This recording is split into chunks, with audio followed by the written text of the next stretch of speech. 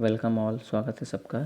हम करने जा रहे हैं एनसीईआरटी एक सैम्पलर बुक का MCQ 1 का सॉल्यूशन। ठीक है, MCQ 1 का मतलब है कि इसमें कई सारे ऑप्शन हैं बट हमें एक ही आंसर टिक करना है जो सही होगा, that is single correct answer type question. ठीक, चलिए इस क्वेश्चन को पढ़ते हैं। इस क्वेश्चन में लिखा हुआ है कि हमारे पास चार्जेस हैं, एक Q1 चार्ज इधर रखा हुआ है, Q2 चार्ज इधर रखा हुआ है और एक Q3 चार्ज इधर रखा हुआ है।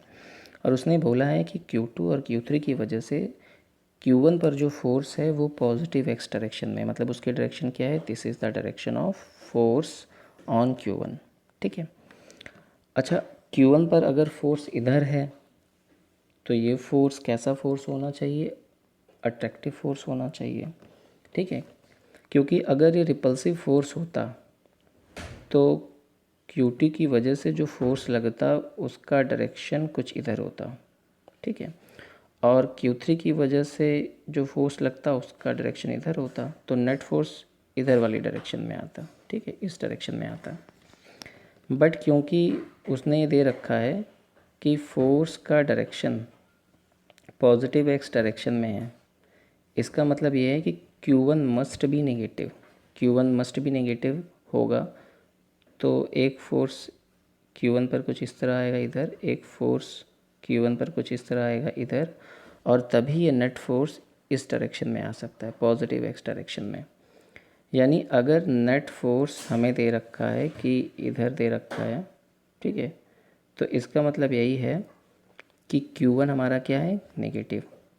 तो पहली बात तो हमें समझ में आई कि Q1 कैसा होना चाहिए, नेगेटिव होना चाहिए। ठीक, इजीली Q1 कैसा होना चाहिए, नेगेटिव होना चाहिए।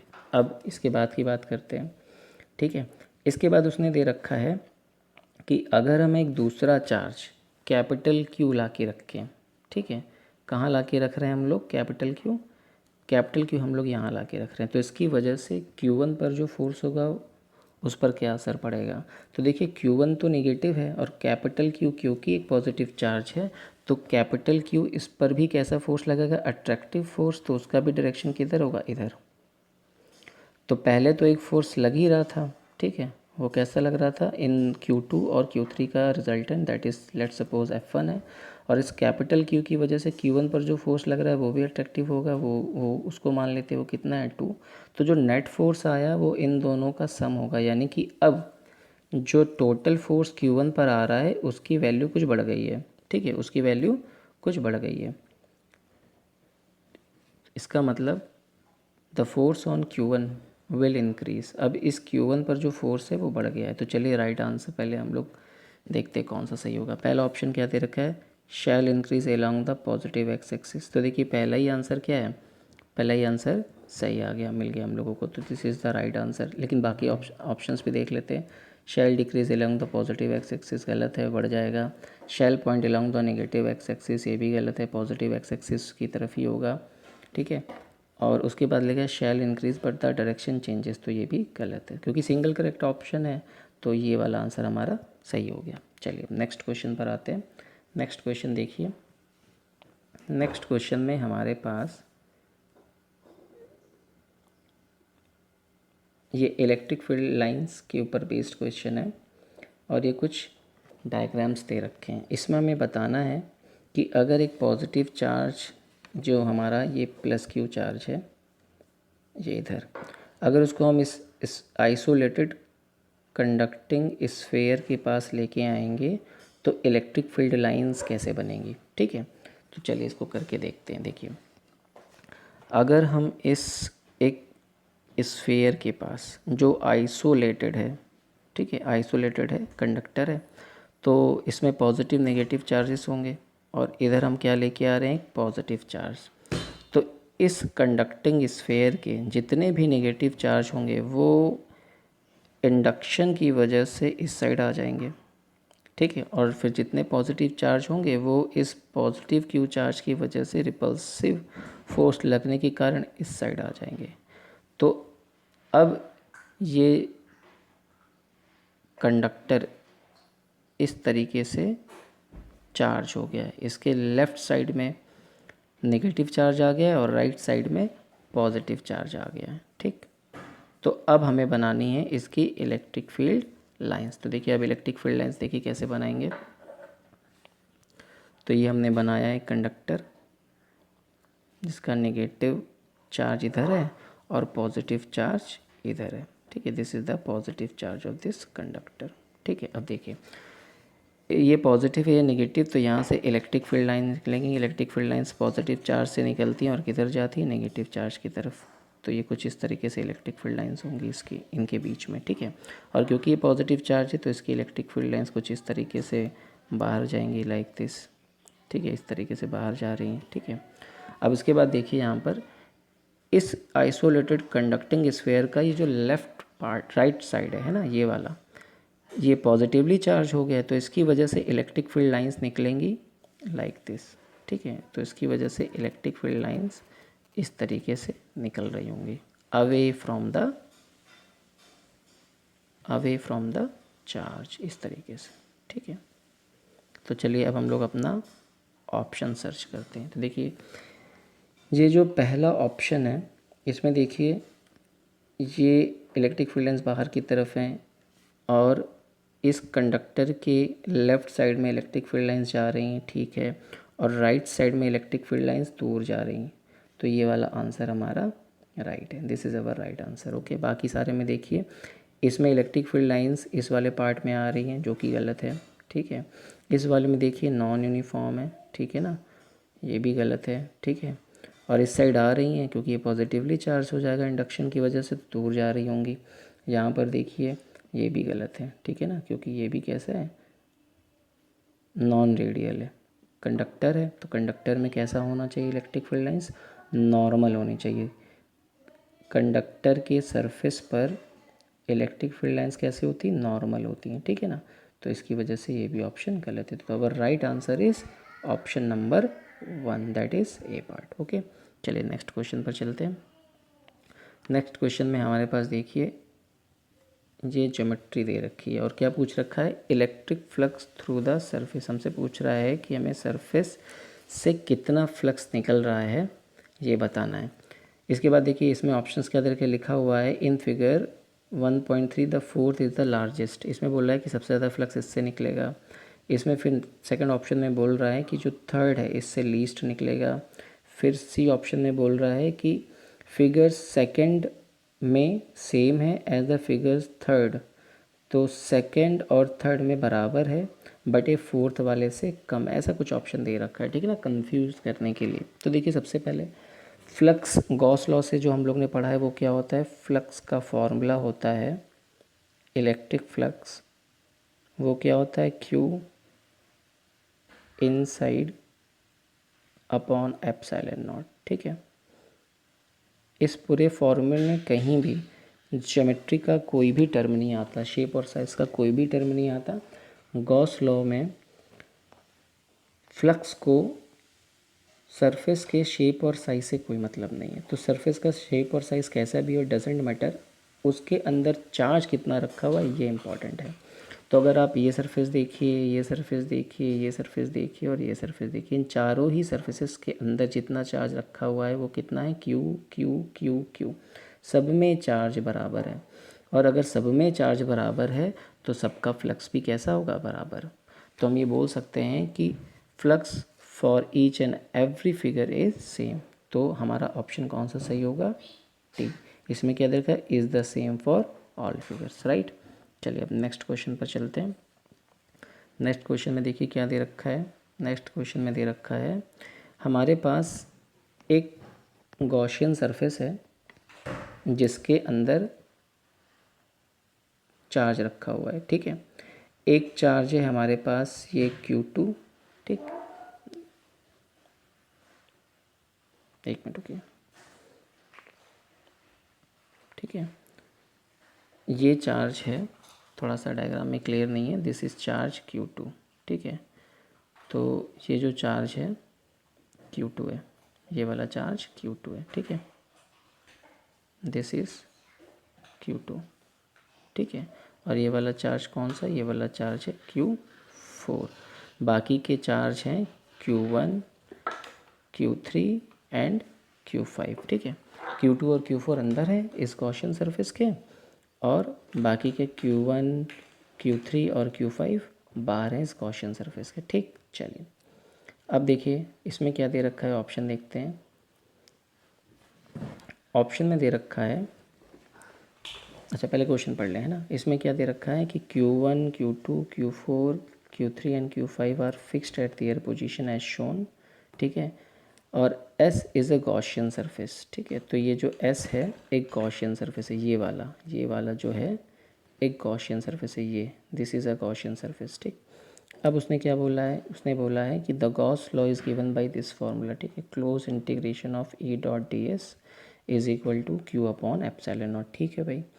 इसके बाद उसने क्या दे रखा है, पहला ऑप्शन देखिए लिखा हुआ है electric field on the LHS, मतलब ये इस लेफ्ट हैंड साइड में जो इलेक्ट्रिक फील्ड है of above equation will have a contribution from Q1, Q5 and Q3 while Q on the RHS will have a contribution of Q2 and Q4। इस तरीके के option है। पहले मैं आपको कॉन्सेप्ट बता दूं, ठीक है। देखिए ये जो फॉर्मूला है इसमें जो भी इलेक्ट्रिक फील्ड है ए, वो टोटल चार्ज की वजह से होती है, टोटल चार्ज, ठीक है। टोटल चार्ज की वजह से होती है, ठीक है। वो टोटल चार्ज गॉसियन सरफेस के अंदर भी हो सकता है और गॉसियन सरफेस के बाहर भी हो सकता है। इलेक्ट्रिक फील्ड को मतलब नहीं है कि सिर्फ चार्ज अंदर हो, उसको चार्ज से मतलब है चाहे वो गॉसियन सरफेस के अंदर हो चाहे वो गॉसियन सरफेस के बाहर, ठीक है। तो एक बात तो ये क्लियर हो गई। और राइट साइड में जो क्यू होता है, तो सब बच्चे अपने स्कूल में या कोचिंग में या टीचर से कहीं से भी इसको पढ़ पढ़ के समझ चुके होंगे कि ये जो क्यू चार्ज होता है ये गॉसियन सरफेस के अंदर का ही चार्ज होता है। तो it is better to write this equation not as Q by epsilon naught but as Q inside upon epsilon naught. तो हम लोग इसको Q inside upon epsilon naught ही लिखते हैं, ठीक है ना, ताकि बच्चे को याद रहे कि ये चार्ज अंदर वाला चार्ज है, ठीक। तो अब क्योंकि ये कॉन्सेप्ट फिर से हम लोग ने रिवाइज़ कर लिया, अब जरा ऑप्शंस को देखें। इसमें लिखा हुआ है पहला वाला ऑप्शन की जो इलेक्ट्रिक फील्ड है वो Q1, Q5 और Q3 से है और Q जो है वो राइट साइड में Q2 और Q4 से है, ठीक है। तो अभी हम लोग ने क्या पढ़ा, अभी हम लोग ने पढ़ा है कि इलेक्ट्रिक फील्ड सारे चार्जेस की वजह से होती है, ठीक है। तो ये वाला ऑप्शन तो गलत हो गया भाई, ठीक। उसके बाद देखिए second option E on the LHS of the above equation will have a contribution from all charges, ठीक है। तो ये स्टेटमेंट तो राइट लग रहा है। उसके बाद लिखा है while Q on the LHS will have a contribution from Q2 and Q4, ठीक है। तो ये तो राइट है, क्योंकि राइट इसलिए है अंदर में केवल दो ही चार्जेस है Q2 और Q4 और बाहर में चार्जेस तो सारे ही हैं Q1, Q4, Q3, Q2 and Q5। तो बी ऑप्शन हमारा राइट ऑप्शन है। उसके बाद वाले क्योंकि सिंगल करेक्ट ऑप्शन है तो इनको देखने की ज़रूरत ही नहीं है। चलिए अब आगे चलते हैं नेक्स्ट क्वेश्चन पर। नेक्स्ट क्वेश्चन में देखिए क्या दे रखा है। नेक्स्ट क्वेश्चन में एक इलेक्ट्रिक डाइपोल को रखा गया है इस प्रकार की इलेक्ट्रिक फील्ड में, ठीक है। तो पहले इससे रिलेटेड एक कॉन्सेप्ट अच्छी तरीके से समझ लेते हैं। देखिए अगर इलेक्ट्रिक फील्ड कुछ इस तरीके से है, ठीक है, लाइक दिस, कुछ इस तरीके से, ठीक है। तो इसका मतलब ये है कि इस वाले एरिया जहाँ पे पॉइंट ए है यहाँ पे इलेक्ट्रिक फील्ड लाइन्स दूर दूर हैं, दूर दूर हैं। इसका मतलब जो इलेक्ट्रिक फील्ड है ई वो कैसी है, वो वीक है, ठीक। अच्छा अब इस वाले बी वाले पॉइंट को देखिए, ठीक है। बी वाले पॉइंट को देखिए तो इस एरिया में इलेक्ट्रिक फील्ड लाइंस बहुत पास पास हैं, ठीक है। इसका मतलब ये है कि यहाँ पर जो इलेक्ट्रिक फील्ड होगी वो कैसी होगी, वो स्ट्रॉन्ग होगी, ठीक है ना। वो कैसी होगी, स्ट्रॉन्ग। इसका मतलब हम ये लिख सकते हैं कि अगर किसी जगह पर इलेक्ट्रिक फील्ड लाइंस दूर दूर हैं तो वहाँ पर इलेक्ट्रिक फील्ड वीक है, और अगर किसी जगह पर इलेक्ट्रिक फील्ड लाइंस पास पास हैं तो वहाँ पे इलेक्ट्रिक फील्ड बहुत स्ट्रॉन्ग है, ठीक।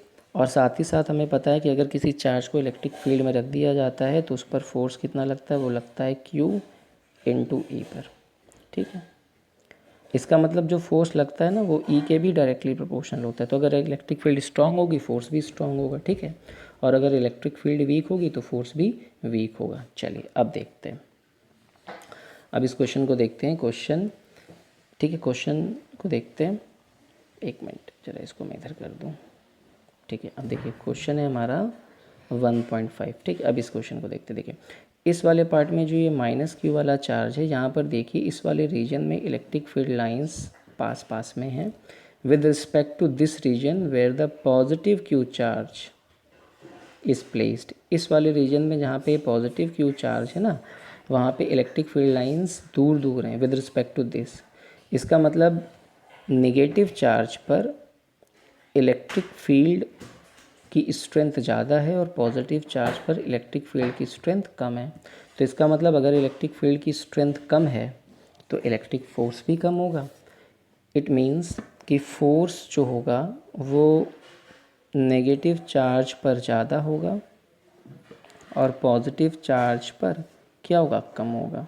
ठीक, तो इसका मतलब अगर हम इस डायपोल को फ्रीली छोड़ दें तो ये किधर की तरफ जाएगा, जहाँ पे नेट फोर्स लग रहा होगा, क्योंकि नेट फोर्स किधर की तरफ ज़्यादा है, माइनस क्यू चार्ज की तरफ। इसका मतलब जो पूरा का पूरा डायपोल है अगर फ्रीली छोड़ दिया जाए तो वो इस डायरेक्शन में मूव करेगा, इन दिस डायरेक्शन।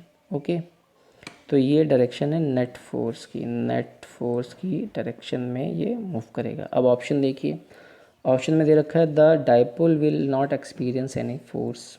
रॉन्ग है, क्योंकि ये वेरिएबल इलेक्ट्रिक फील्ड है तो dipole will always experience a force. तो पहला ऑप्शन गलत हो गया। फिर दूसरे में देखिए the dipole will experience a force towards right, तो गलत है, ये तो लेफ्ट में जा रहा है।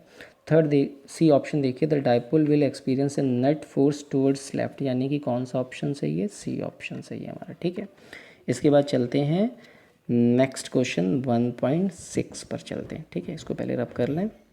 ठीक,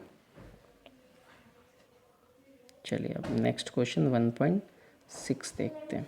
चलिए इस क्वेश्चन में देखिए क्या दे रखा है, a point charge plus Q is placed at a distance T from an isolated conducting plane. ठीक है ना, तो सबसे पहले एक प्लेन बना लें। ठीक है, एक प्लेन हमने ऐसे बनाया।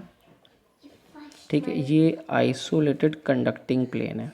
ठीक है, और बोला है the field at a point P on the other side of the plane. तो देखिए क्या है कि फर्स्ट ऑफ ऑल तो इस प्लेन के पास हम एक पॉजिटिव चार्ज यहाँ ले आए, क्योंकि ये प्लस चार्ज इस प्लेन के पास रखा है, और बोला है कि इस प्लेन के दूसरी तरफ किसी पॉइंट पी पर इलेक्ट्रिक फील्ड, ठीक है, इलेक्ट्रिक फील्ड कैसी होगी। फर्स्ट ऑफ ऑल पहले ये देखिए, जैसे ही पॉजिटिव चार्ज इस प्लेन को फिर से मैं अच्छे से बना दूँ, है ना, अच्छे से बना दूँ, रुक जाइए। ठीक, ये देखिए इधर, तो जैसे ही हम इस पॉजिटिव चार्ज को इस प्लेन के पास लेके आते हैं, तो ये आइसोलेटेड, लेकिन जैसे ही पॉजिटिव चार्ज आएगा तो इस प्लेन के अंदर जो भी नेगेटिव चार्जेस हैं उनको अट्रैक्ट करेगा, जिसकी वजह से प्लेन के इस लेफ़्ट साइड में, ठीक है, थोड़ा सा गलत हो गया, ये थोड़ा सा प्रॉब्लम है, ठीक है, रिजॉल्व हो जाएगी। तो पहले मैं प्लेन बना दूँ अच्छे तरीके से। ठीक, ये मैंने बनाया प्लेन, और इसकी वजह से यहाँ पर नेगेटिव चार्ज आए, इंड्यूस हो जाएगा। ठीक है, तो इस प्लेन के जितने भी नेगेटिव चार्ज है वो इस साइड आ जाएंगे प्लस चार्ज के पास, और जितने भी पॉजिटिव चार्ज हैं ड्यू टू रिपल्शन वो इस साइड पर आ जाएंगे, ठीक है। अब देखिए, अब इसने ये बोला है कि हमें बताना है field at a point P on the other side of the plane. इस पॉइंट पर हमें इलेक्ट्रिक फील्ड बतानी है। तो देखिए, ये पॉइंट पी इस पॉजिटिव चार्ज के पास है, तो इस पॉजिटिव चार्ज की वजह से जो भी इलेक्ट्रिक फील्ड होगी उसका इम्पैक्ट इस पॉइंट पी पर सबसे ज़्यादा होगा।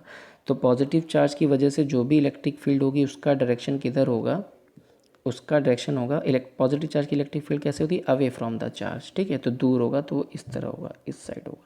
ठीक है, ऑप्शन देखते हैं, लिखा हुआ है पहले ऑप्शन में, पहला ऑप्शन क्या दे रखा है, directed perpendicular to the plane and away from the plane. ठीक है, तो अगर इलेक्ट्रिक फील्ड की बात करें तो ये प्लेन के परपेंडिकुलर भी होगी ऑब्वियसली, और दूर भी है, तो ये पहला ऑप्शन हमारा राइट है। ठीक है, अब क्योंकि सिंगल करेक्ट आंसर है तो दूसरा ऑप्शन देखने की ज़रूरत ही नहीं है। ठीक है, नेक्स्ट पॉइंट पे चलते हैं। अब देखिए, नेक्स्ट क्वेश्चन है हमारा 1.7। ठीक है, पहले इसको मैं अच्छे तरीके से रख लूँ। ठीक है, ओके। अब देखिए, इसमें दे रखा है अ hemisphere is uniformly charged positively. एक हेमिस्फीयर है जो यूनिफॉर्मली पॉजिटिवली चार्ज किया गया है। The electric field at a point on the diameter away from the centre is directed. तो फर्स्ट ऑफ ऑल एक हेमिस्फीयर बना ले। ठीक है। और ये उसकी डायमीटर हो गई, ठीक है, ये उसका डायमीटर हो गया, like this is the diameter, ठीक है। इसने क्या बोला है, इसने बोला है,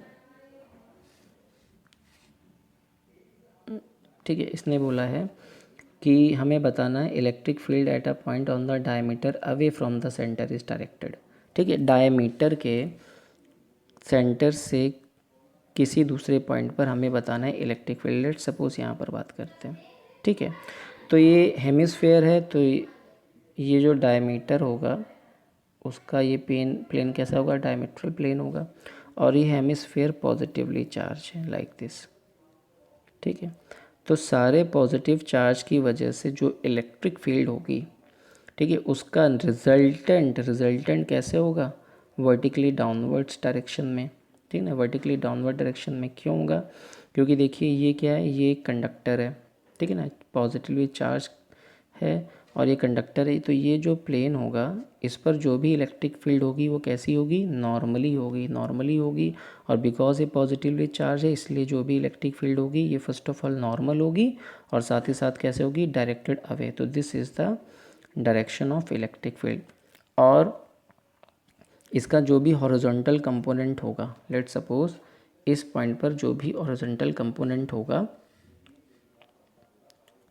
उसका एक कंपोनेंट इधर और उसके कंसेक्यूटिव दूसरे पॉइंट की कार एक कंपोनेंट इधर, वो आपस में कैंसिल आउट हो जाएंगे। तो जो भी नेट फील्ड मिलेगी, ठीक है, किसी भी पॉइंट पर वो कैसी होगी, डाउनवर्ड्स होगी और परपेंडिकुलर होगी टू दिस डायमीटर, ठीक है। तो अब चलिए ऑप्शन हम लोग देखते हैं, ऑप्शन कौन कौन से ऑप्शन है हमारे पास। पहला लिखा है परपेंडिकुलर टू डायमीटर, ठीक है, ये हमारा एक पहला ऑप्शन राइट ऑप्शन है क्योंकि इस डायमीटर के परपेंडिकुलर है, ठीक है। बाकी के क्या है, पैरेलल टू डायमीटर, ये तो गलत है। दूसरा angle tilted towards the diameter गलत है। An angle tilted away from the diameter, ये भी गलत है। और वैसे भी एमसीक्यू सिंगल करेक्ट है, तो this is the right answer. Okay, I hope आपको ये समझ में आया होगा पूरा का पूरा कॉन्सेप्ट और ये MCQ. Thank you for watching this, thank you.